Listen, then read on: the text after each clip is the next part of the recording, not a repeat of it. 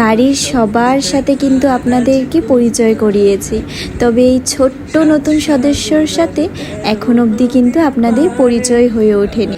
Hello, আজ কিন্তু ঘুম থেকে উঠেই সোজা চলে গিয়েছিলাম স্নানে, তারপরেই চলে আসলাম ঠাকুর ঘরে পুজো দিবার জন্য।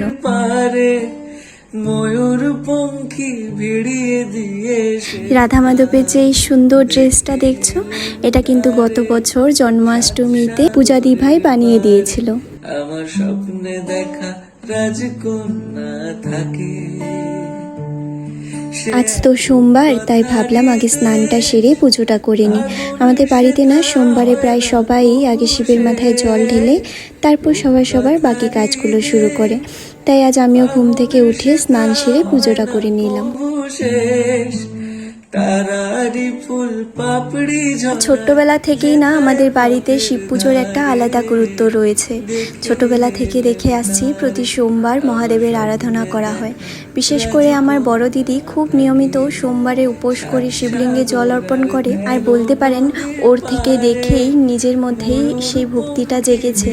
শিব পুজোর উপোস বা শিব পুজো করাটাই বলুন, প্রতিটা জিনিসেই আমার বড় দিক থেকে শেখা। আর শিবরাত্রির কথা তো আলাদাভাবেই আর কি বলবো। প্রতি বছর আমরা সবাই উপোস করে অত্যন্ত ভক্তি ভরে শিবরাত্রি পালন করি। এবছর শিবরাত্রির এই সুন্দর মুহূর্তগুলো আপনারাও কিন্তু আমার ব্লগে দেখেছেন। শুধু আমাদের পরিবার নয়, পাড়া প্রতিবেশীরাও আমাদের সঙ্গে যোগ দেন। সবাই মিলে কিন্তু বেশ আনন্দ করেই আমরা শিবরাত্রি পুজো করি। আমাদের বাড়িতে যে ছোট্ট দুজন আছে, অঙ্কিত জিয়াস, ওরাও কিন্তু রোজ নিয়মিত স্নান সেরে শিবের মাথায় জল ঢালে। তোমাদের সবার সাথে কিন্তু আজ বেশ গল্প করলাম, এই ফাঁকে কিন্তু আমার পুজো করাটাও হয়ে গেছে। চলো তোমাদেরকে আমাদের বাড়ির ছোট্ট সদস্যের সাথে পরিচয় করিয়ে নিই। ও হচ্ছে আমার ছোদ্দা ভাইয়ের মেয়ে। ও জন্মের সময়ও কিন্তু আমি আপনাদের সঙ্গে সেই আনন্দের মুহূর্তগুলো ভিডিওর মাধ্যমে ভাগ করে নিয়েছিলাম।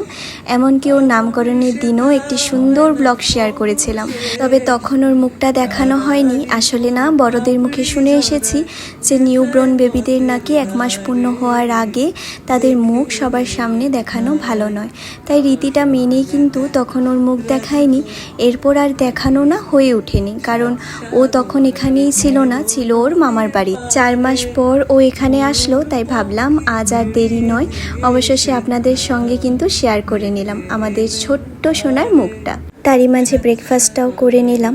বানিয়েছিলাম একটু চা, যেটা ছাড়া কিন্তু আমার সকালটাই পরিপূর্ণ নয়, আর ওই আমার রোজকার রুটি তরকারি।